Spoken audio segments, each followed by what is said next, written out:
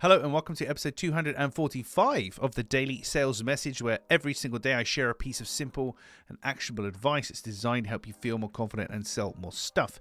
In today's episode, we're talking about persistence, but persistence without pressure.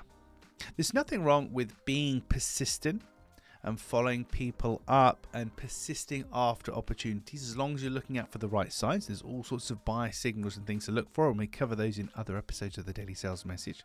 But persisting is important.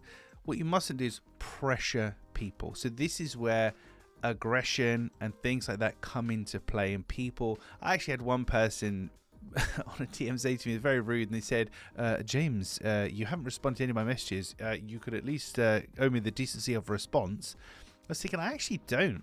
I don't consider myself to be a rude person, but my behavior is my response. If you've messaged me, and I didn't ask you to message me, by the way, if you've messaged me and I haven't responded to you, then it's kind of the response, isn't it? If you can't see that and take that on board, you're getting upset by that, that's kind of your deal, isn't it? That's your problem.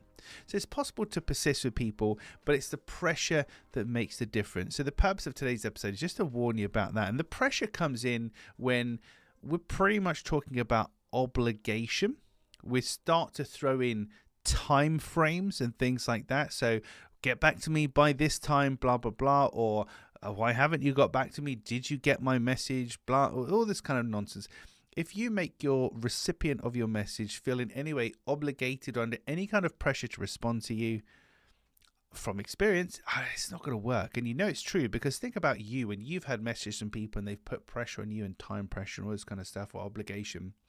Do you feel great about that or not so great about that? You tell me.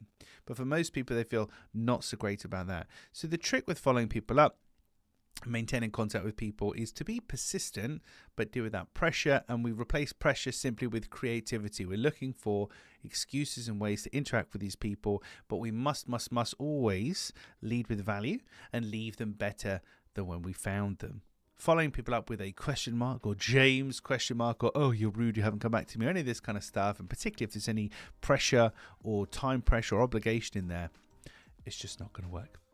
Right, that's it for today's telling off episode. Another telling off episode of the Daily Sales Message. Tomorrow, episode 246, we're going to be talking about something that drives conversion. It's something that people find really hard to do. I find it hard to do. Sometimes I get into a little streak where I can do it and I'm okay with it. But most of the time I find it challenging. Lots of people do. But the fact is, this is what helps you to sell more stuff. So we'll cover that in tomorrow's episode. In the meantime, if you haven't already, please hop on over to sellingconfidencescore.com. That's sellingconfidencescore.com. There is a 20-question yes/no quiz where you can answer questions related to your sales performance, and it will give you a free actionable action plan that is tailored precisely to how well or how not so well maybe you did on that scorecard, and it will help you to improve your sales and selling performance and your confidence too. So that's sellingconfidencescore.com. Thank you for listening or watching all the way to the end. I appreciate it. I'll catch you tomorrow for another, hopefully not telling off edition of the Daily Sales Message.